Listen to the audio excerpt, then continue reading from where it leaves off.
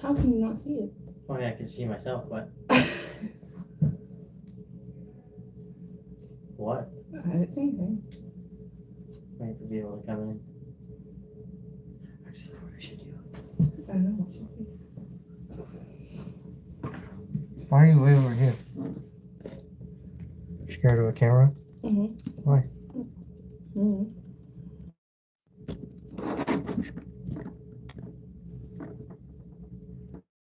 Can't do that then. Okay. Can you exit out of it?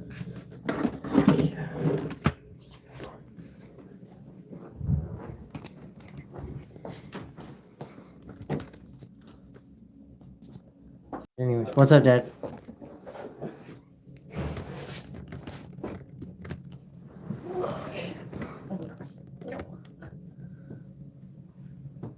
What's going on, Dad? We're just chilling, bro. Went live because I told you I'd go live. Waiting for some more people to come in, though. That way I can explain why I haven't been on here for a while. How are you doing, Dad?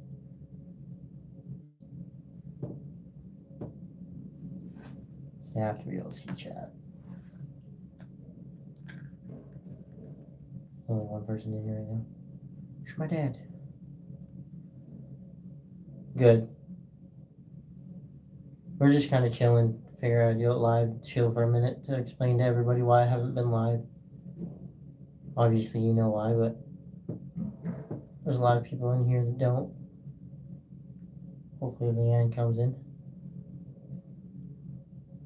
Thank you for the like on the live. I appreciate it.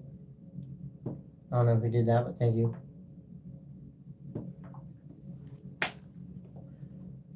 So everybody that was wondering, I haven't been live because life has been fucking hectic as hell. Both my grandma, two family members of mine died. My mom's been in the hospital for like 3 weeks now. So everything's been kind of crazy right now. So I haven't been live for a while. Anybody that's wondering, this is my girlfriend, Rian. She is a lot of the reason why I've been able to make it through everything that I've been through recently. She's helped me through a lot. I don't know how long we're going to be live because it depends on how many people come in. What's up? Thank you for coming in. I appreciate it. Why are you doing that? See, better. What's up? Thank you for coming in. We're just chilling. What's up?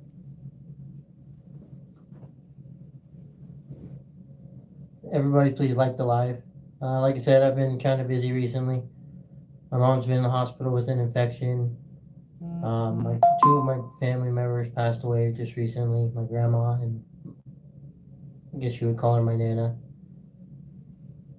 So we've been in the hospital for the last 3 weeks, pretty much constantly checking on my mom.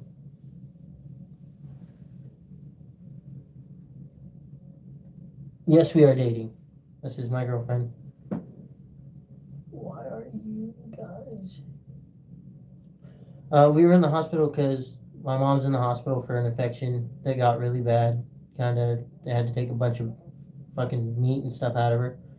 Had to cut into her pretty big. They got a big, pretty much like a fucking thing about this big. They took out, and then she had an infection in her private part.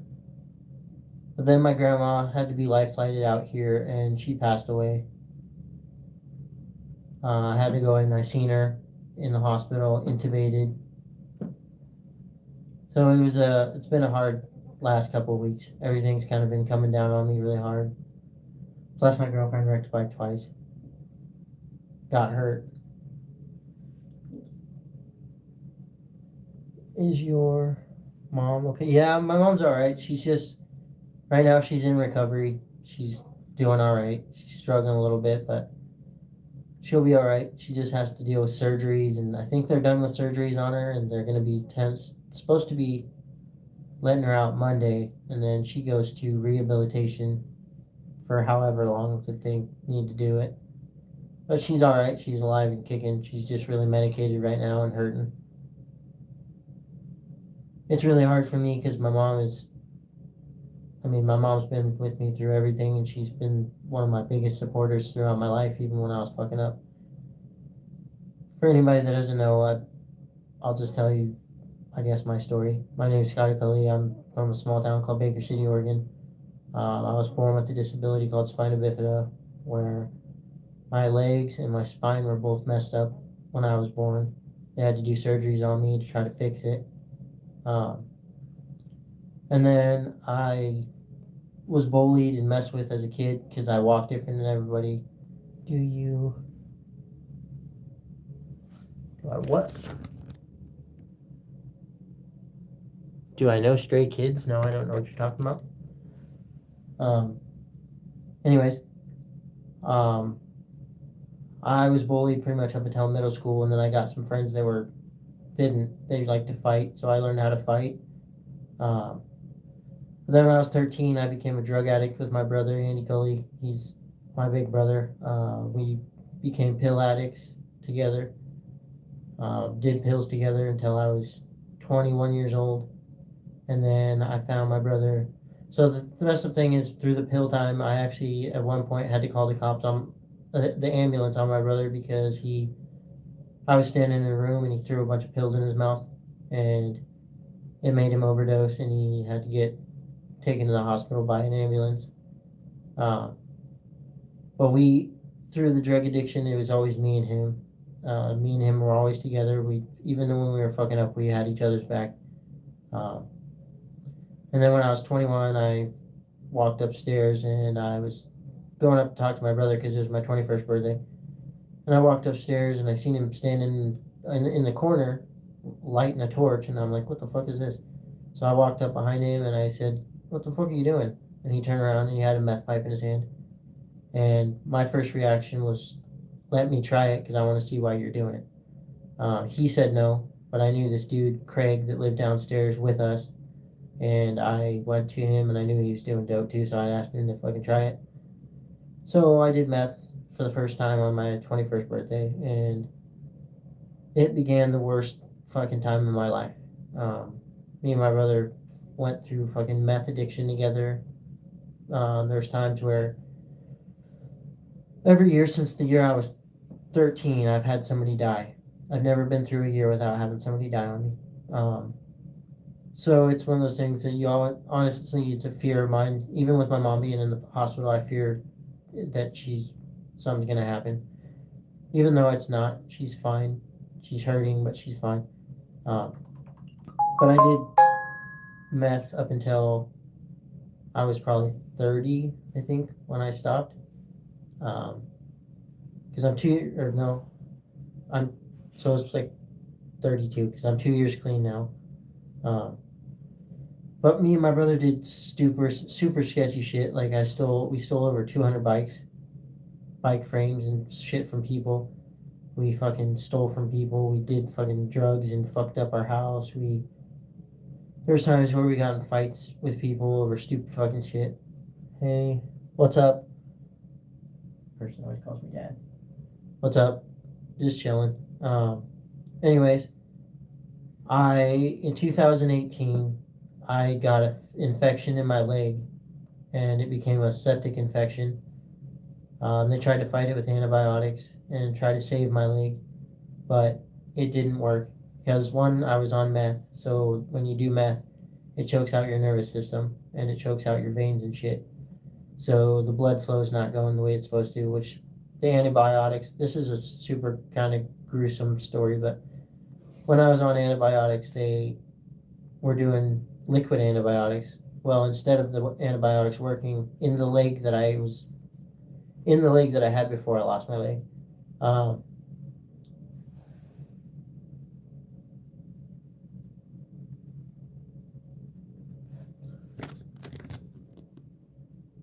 that's to you. Thank you, Dad. Thanks for that. Haha. So in 2018, it's turned to a septic infection, which was leading to my heart. And then the antibiotics built up in the back of my leg, where I had a hole in the bottom of my foot. because of a rock. Got stuck in my foot. Well, I didn't go to the hospital because I was a drug addict and I thought they were going to arrest me if I went to the hospital. So I didn't take care of myself. I was fucking a piece of shit. And it got to a point where I went to the hospital and they said they were going to do surgery and I had a choice whether I was going to lose my leg or I was going to lose my life. What's up, bro? So anyways, I chose to lose my leg. So I have a prosthetic. She did draw on it. I can actually show you guys real quick.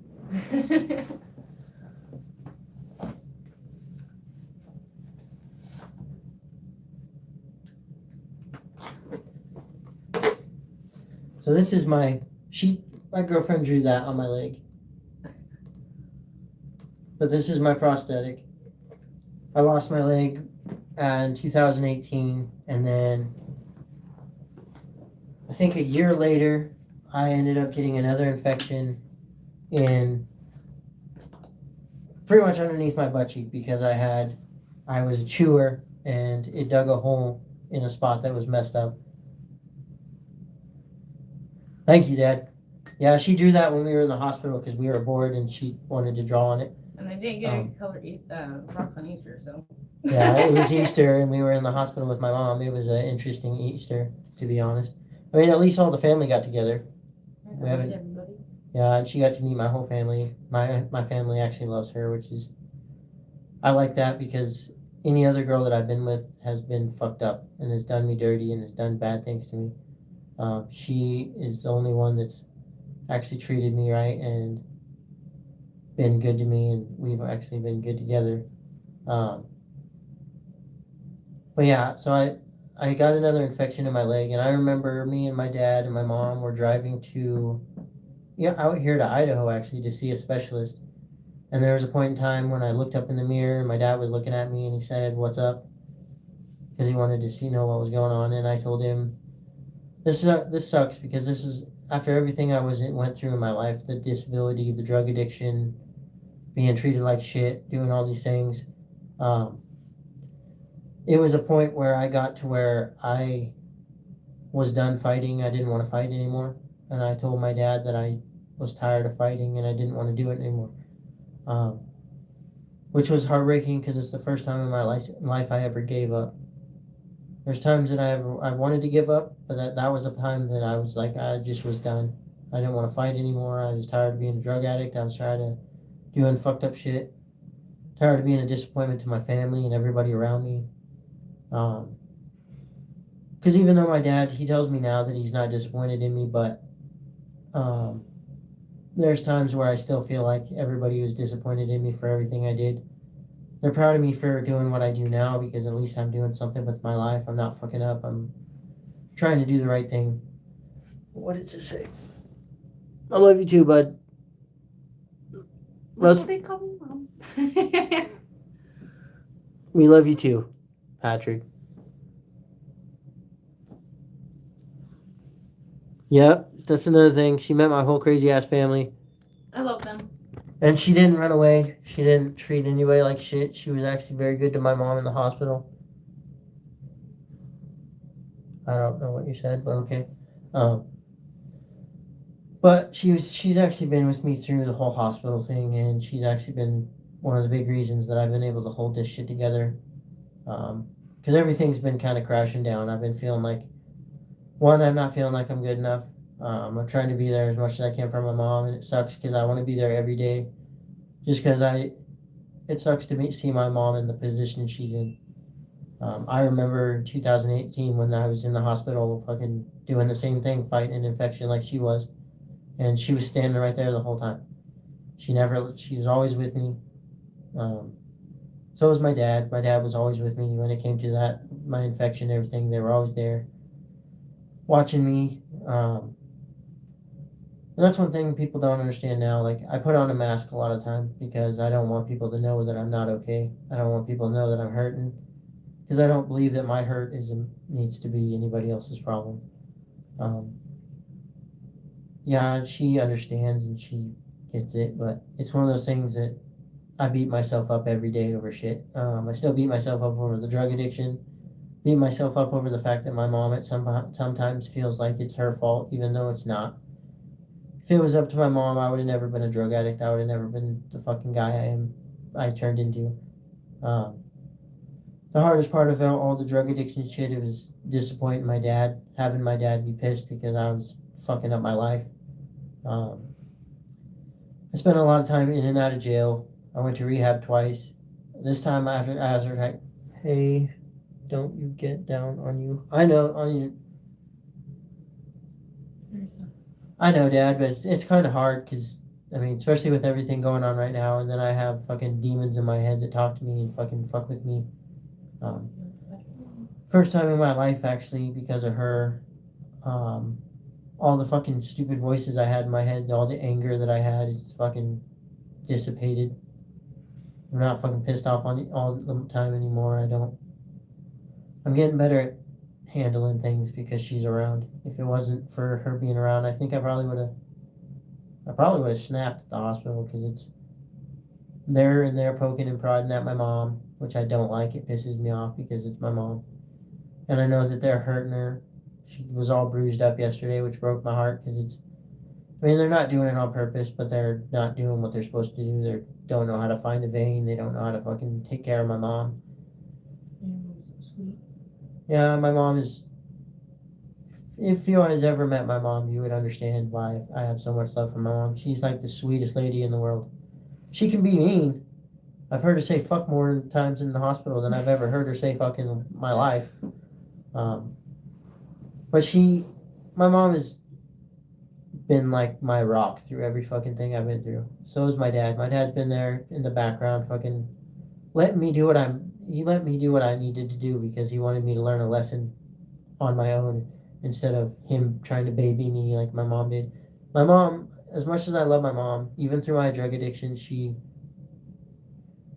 always tried to make me feel better about shit and try to stop me and try to make me be a better person. But anytime there was a problem, she was there. There was times where I was drugged out and I was hiding from my mom because I didn't want her to see me drugged out. If we're being honest, there was 2 years of my life that I didn't look in a mirror. I refused to look in a mirror because I didn't like the person I was. Me and my brother actually at one point took every mirror out of our house, like all the mirrors off the wall and everything, and it was because it was if I looked at myself, I would get pissed. I would get mad. I started hating myself, didn't like who I was. Thank you guys for the likes on the live. But when I was doing drugs, it was like I fucking was a demon. I was this evil fucking person that nobody liked. Nobody wanted to be around me. Other than the people I was doing drugs with that I was fucking running around doing drugs with. So I have a lot of anger inside me towards myself. I try to stop it, but thank you, I appreciate it. Looks like someone. I don't know what you're saying, but okay, you're a weirdo. No, it's been this last 2 weeks have been a fucking trial of pushing me to see how much I think the life is just trying to push me to see how much I can take. But it's alright. That's fucking life. Sometimes shit happens. It likes to. Well, I was saying the other day, I feel like life is just fucking me. It's trying to. It's non-consensually. Life just keeps attacking me. What's up, Leanne? Thank you for coming in. That's who I was talking about.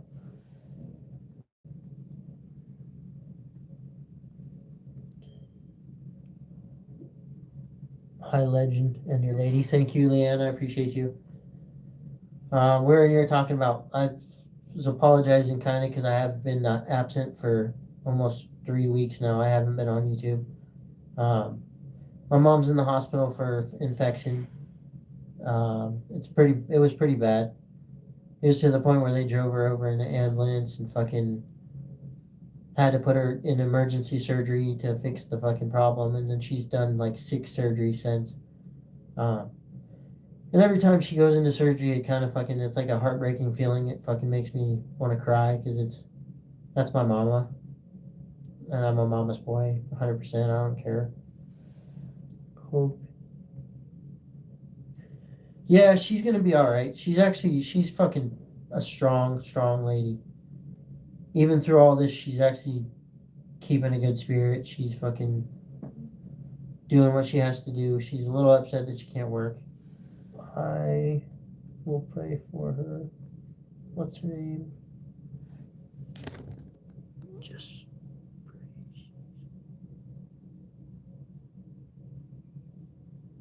I appreciate you for that.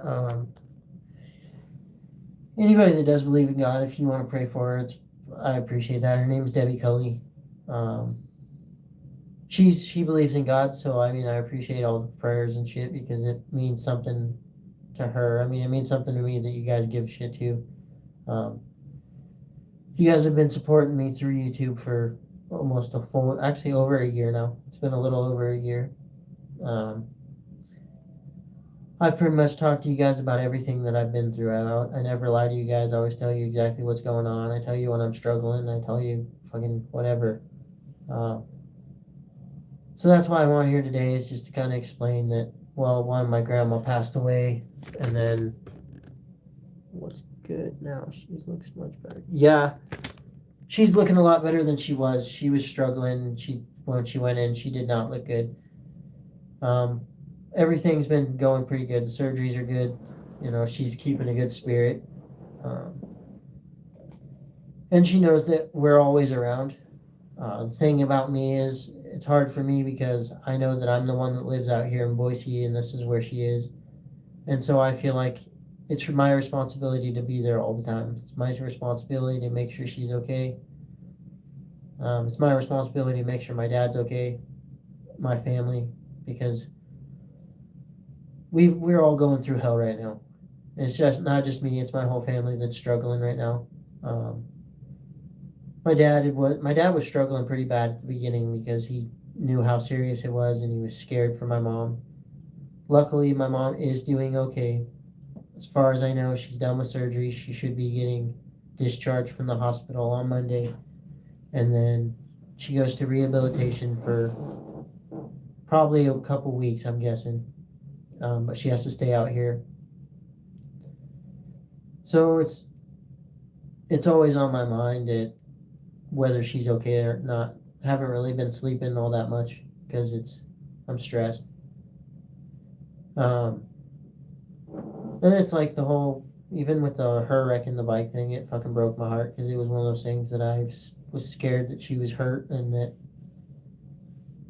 it's one of those feelings once you lose so many people in your life, it's automatically a feeling of I'm gonna lose this person because of something fucked up. But even through the bullshit, she stuck with me. She got to be part of my chaos for the first fucking 3 weeks of us being together. It's been nothing but chaos. Am I stoned? Yes. Hell yeah, I'm stoned. That's part of what's keeping me calm is being stoned. I get stoned all the time. You already know this, Leanne. You don't even have to ask that. You know I'm stoned. But no, I appreciate all you guys, and I love all you guys. You guys are amazing people. Leanne, you're fucking amazing because you've been with me since day one. I remember the very first day you subscribed to my channel, and then I did live, and you were talking to me and shit, and it's crazy that it's been a year and a half, almost a year and a couple months. You guys been with me through Skip dying. Now you're going with me through my fucking grandma's dying, my mom being in surgery.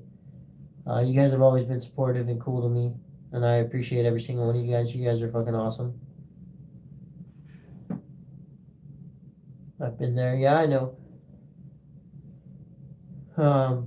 But yeah, I just wanted to come live to talk to you guys for a minute because I know it's been a while, but I have not had it. I've been so exhausted with life that I haven't really had it in me to go live. I've been struggling too much, fucking thinking too much, doing all this shit, which means I should be going live even more because of the shit that I go through. Especially because I told you guys that I would always be here and fucking talk to you guys and yeah. And that's another thing, my dad, as she just said, my dad asked me to go live. He wanted me to go live so he could see me and fucking, so we could talk. And I appreciate you, Dad. I miss you a lot. I wish I was Wish I could be closer to you guys so I could see you guys more. And I wish it was not a situation like this that I get to see you guys. I mean, I love that I get to see you guys, but Circumstances aren't the best.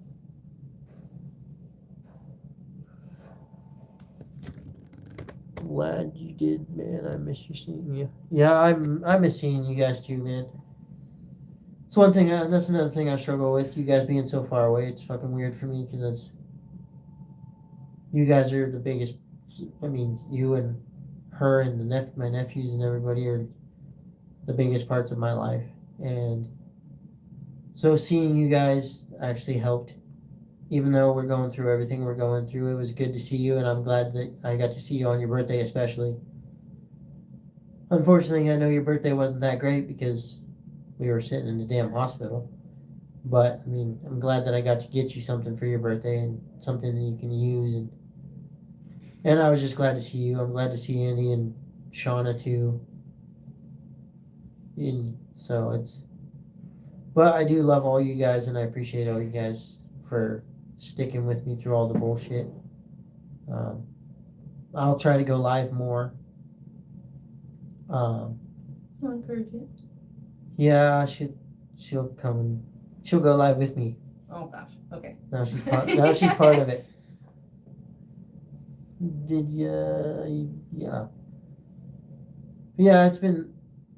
Other than that, I'm good. Other than the fact that I'm fucking feel like I'm losing my shit recently. Because everything's just been out of control.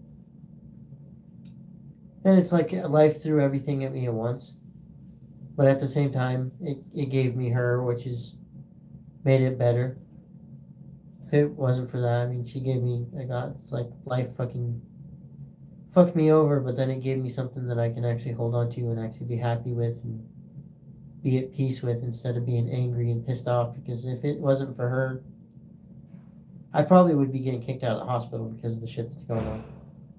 But she helps me stay calm even through the times where I feel like I'm losing my fucking mind. You deserve good things. I don't feel like it, but it's one of those things that I struggle with. I don't feel like I deserve good things because all bad things always happen to me. Weird thing is, one of my she's Nana. We don't call her grandma. She's Nana, but she died on the same day that I was doing Skip's memorial, which was heartbreaking because I was already heartbroken about seeing Skip on a screen, fucking listening to his story. But she was there with me through that too. And then I got a call from my cousin telling me that Nana died. And then a week later, my grandma died. And then, like I said, she wrecked the bike, which was one of those things that was like a... Twice. Yeah, she wrecked the bike twice, and both times it made me feel like my fucking heart stopped. Because I was scared that she was hurt and fucking in pain. And Especially the first time because you saw me go for the handlebars. yeah, but it scared the fuck out of me. What did you say?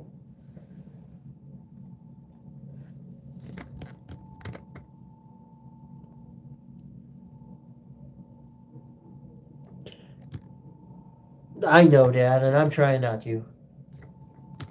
That's the thing, is I'm trying to be as strong as I can in this situation because it's one, I know Mom needs support, and also it means a lot for me to actually. I've got to spend time with Mom, even though she was in the hospital. I've gotten to spend more time with my mom than I have in a long time. And even though it's a shitty situation that we're in, it made me feel a lot better to see her. I didn't like seeing her in a hospital. That fucking is heartbreaking because I just don't know. I can't fix it. Nobody can fix it except for, I guess, the doctors. But At least with you being here, she doesn't have to go through it. And so Yeah. far away from everybody. And then she has you. that's the part that kind of breaks my heart too. Is you guys are so far away that you have to fucking choose times when you can come see Mom, and I don't like that. That feels weird. But like I said, I was glad to see everybody, all the family. I got to see Christy and the kids, and I got to see my brother and his girlfriend. Got to see my pops, my mom, Me. and I got to spend time with. I've been spending most of my time with her, because she makes me happy. Hey, Dad, remember the story about how you told me how you fell in love with Mom right away? And you said you were going to marry her? That's how I feel about her. I told her I was going to marry her. She's somebody that I want to spend the rest of my life with because she makes me feel different. She takes all the bad part out. She takes all the bad out of me. Even when I get pissed off, she makes it to where I don't. But it was weird. I was telling her about how you told Uncle Garrett that you were going to marry Mom. And I have a buddy named Clark, and we were sitting at a table, and I told him, I locked eyes with her, and I said, that's going to be mine. And he was like, you need to calm down, bro. He's like, you're getting too crazy. And I'm like, nope, I don't care, bro. This one's different. So it was one of those things that, like I said, I fell in love with her right away. From day one. Before she ever even seen me. I did, man, and if I can't... Oh, that's the same. I thought you said something else.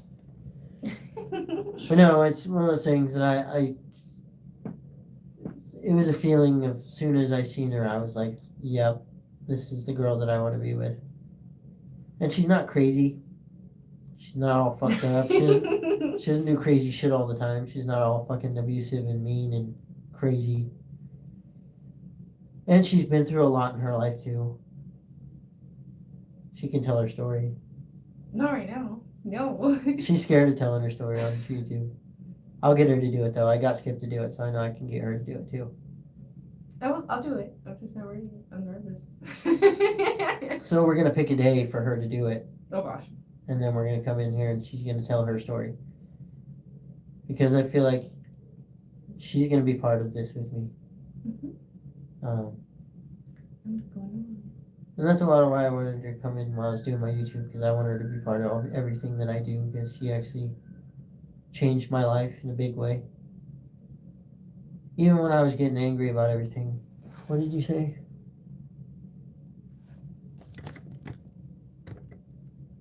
Y'all go therapy together?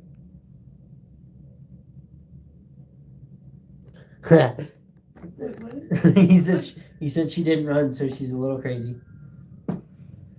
That's okay, she's Cully crazy. She's one of us, Dad. She's fucking only gets crazy like us. It's weird because I told her a million times I feel like she's gonna run away because of my crazy shit. Nope. Which is weird because I mean I am crazy. Our whole family's fucking nuts. I love it. Now she's a part of it. She's gonna get the Cully last name.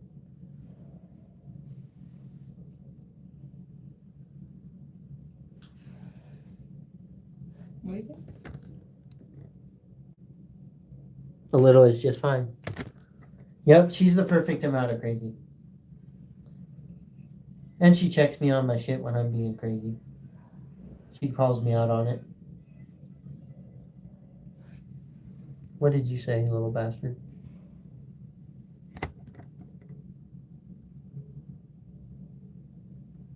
Don't be weird.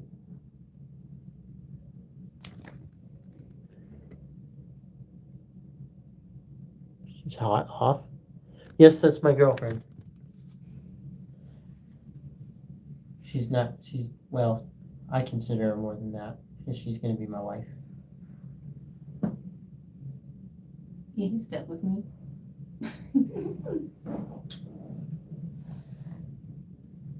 How what? What are you saying how to?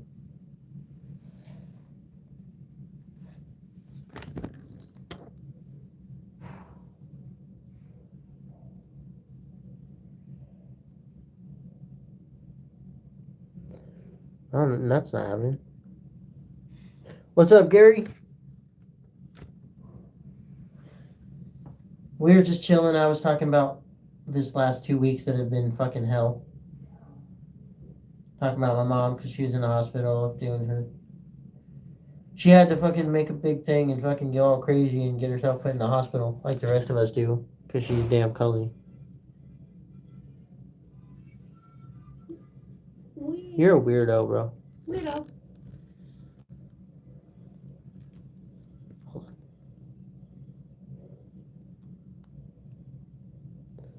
Well, you're gone, bud. I'm not dealing with that. You're a weirdo. And guys, for you.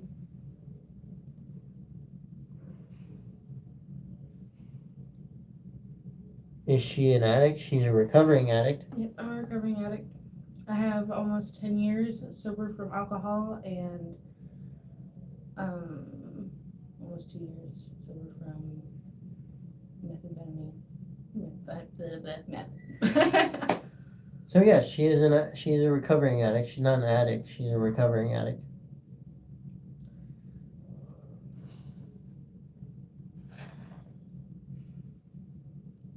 We're both in recovery already.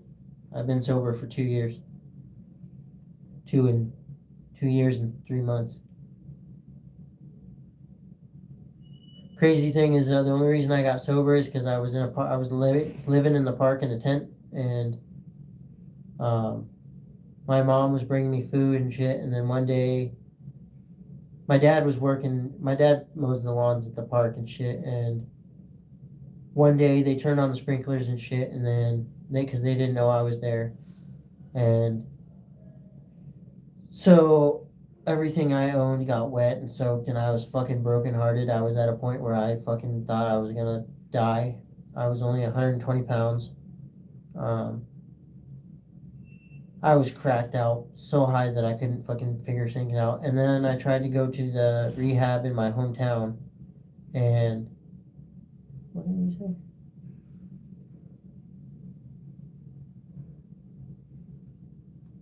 Yeah. Anyways, what I was saying, I don't even know what I was saying. I just got soaked. Oh yeah, so my stuff got soaked, and then my dad was there, and his boss came over to talk to me, and the first thing he asked me was, "Is there anything I can do to help?" And I remember telling him the only thing I want to do is talk to my dad one more time. And I said one more time because it was one of those things that I had it in my head, either I was gonna recover or I was gonna die, because I was dying. I wasn't eating, I wasn't sleeping, I was fucking cracked out all the time, living in a tent.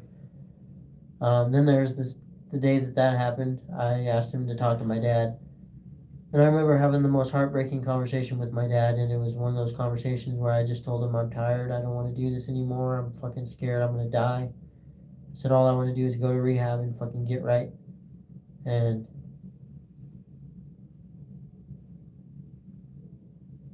yeah, Dad, it was a fucked up day because it was one of those days that like I said, the only thing I wanted to do was talk to you, and we had the most fucking real conversation that I've ever had with anybody in my life, because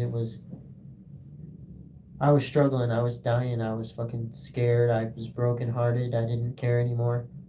And then the fucked up thing is, I went to the rehab in my hometown, which is Baker City, Oregon, and I tried to go to detox. Well, they told me, because I was 3 days sober, they told me that I couldn't go into detox. And then they told me I couldn't go to the rehab because my mom worked there, so it would be a conflict of interest.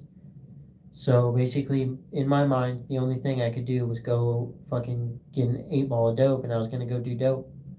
And the weird thing is, I don't believe in miracles or anything, but this moment of my life was the crazy. It was a fucking heartbreaking moment. But I was walking down the pathway with a fucking 8 ball of dope, going to get high, so I could at least go to detox, because I thought that was the right decision.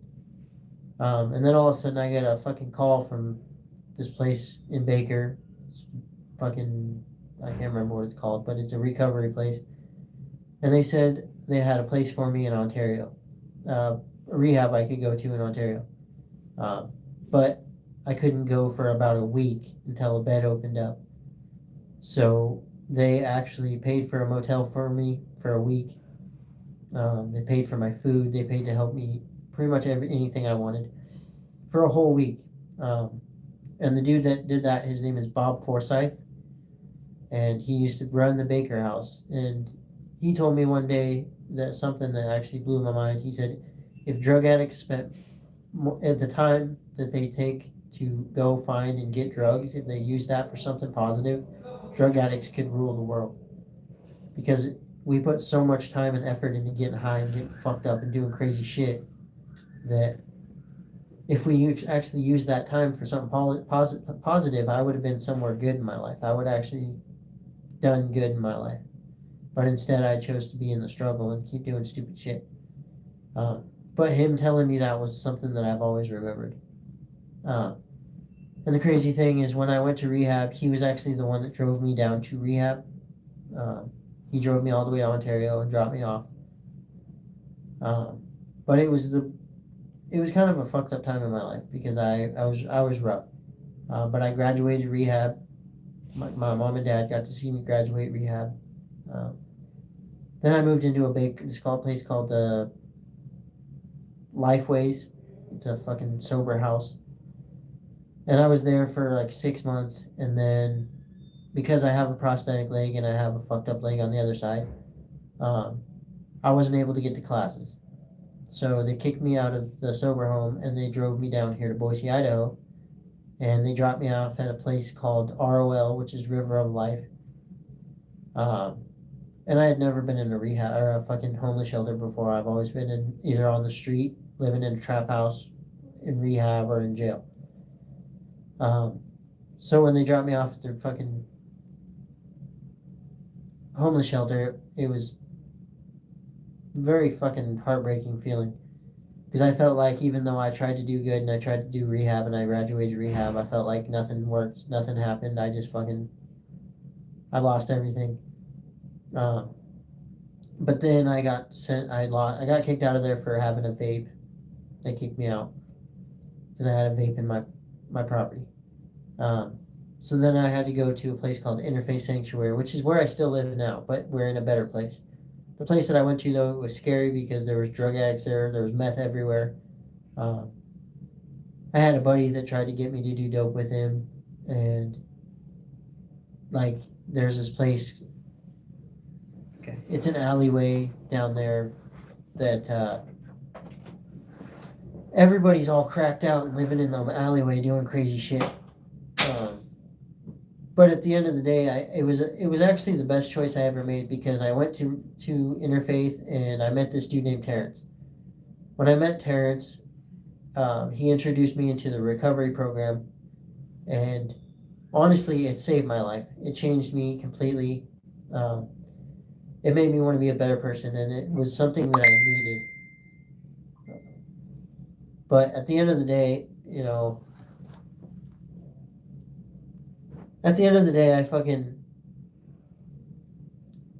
everything that I've been through, I've earned it. Every battle scar I've got, every fucking traumatizing thing that I've been through, I've earned it. It's like losing my leg. I feel like that was karma getting back at me. Karma was like, "Fuck you, bro. You're being a dumbass." So it stopped me and it changed my life. The cool thing is now, I got things that I can be proud of. I work security at the shelter that I'm at. I'm clean and sober. I fucking have a girlfriend. I have all these things that are fucking actually going right in my life. And that's the first time in my life everything has actually been going right. Even though with my mom in the hospital and my grandma passing away and everything else, I still have good things coming to me slowly. I'm working on getting a job again so me and my girlfriend can get a place together. But anyways, I just wanted to come on and talk to you guys for a minute because I love you guys and I missed you guys, and I'm sorry that I've been gone for a long time. Everything's just been kind of crazy and out of control. But I'm back. I'll be back. I'll be doing lives at least every other day. But anyways, I love you guys. I appreciate you guys, and I'm going to go for now. I hope everybody has a good day, and I hope you guys are all right. I will give you updates on my mom and everything that's going on. But I love you guys. Peace out.